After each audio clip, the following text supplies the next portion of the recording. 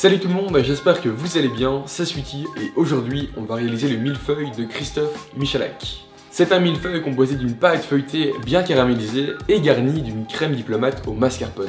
Alors suivez bien les étapes, c'est parti. On commence par la cuisson du feuilletage. Je récupère la pâte feuilletée réalisée la veille que je divise en deux. J'ai besoin de 350 g de pâte feuilletée.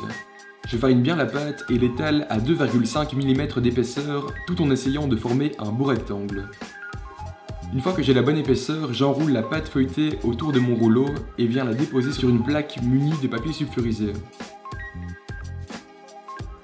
Je mets une deuxième feuille de papier sulfurisé par-dessus ainsi qu'une deuxième plaque de cuisson et j'enfourne dans un four préchauffé à 165 degrés pour 30 minutes de cuisson.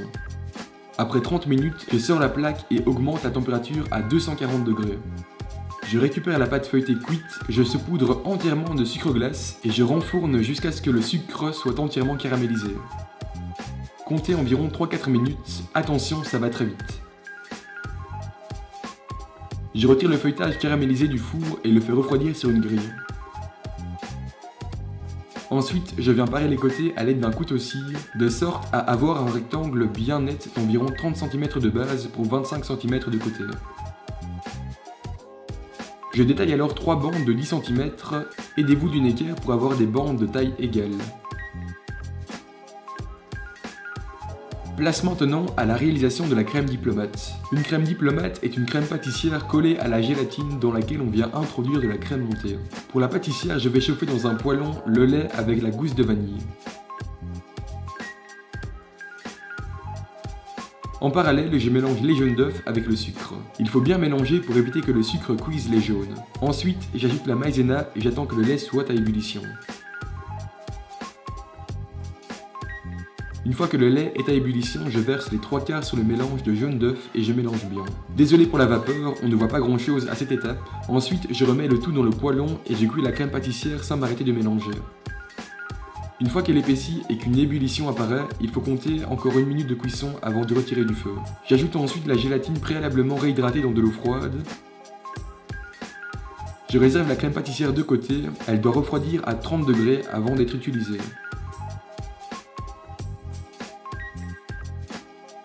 En attendant, je monte la crème dans un bol froid. Je mets le mascarpone avec de la crème fleurette, tous les deux bien froids. Je viens casser le mascarpone en petits morceaux pour éviter des projections lorsque je vais fouetter la crème. Malheureusement, ça ne suffit pas, donc je vais transvaser le mélange dans un bol plus grand pour ensuite fouetter la crème et avoir une consistance bien ferme. Je finis souvent de monter la crème au fouet manuel pour être sûr d'avoir la texture que je veux.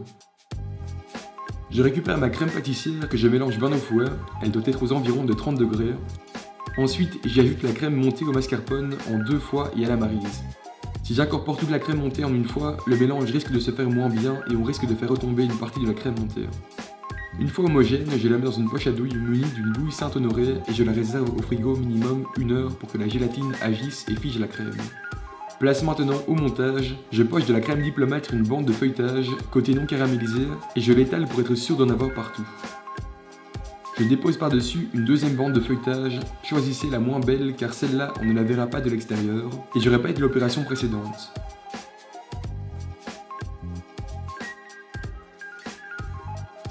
J'ajoute enfin la troisième couche de feuilletage, côté caramélisé par-dessus.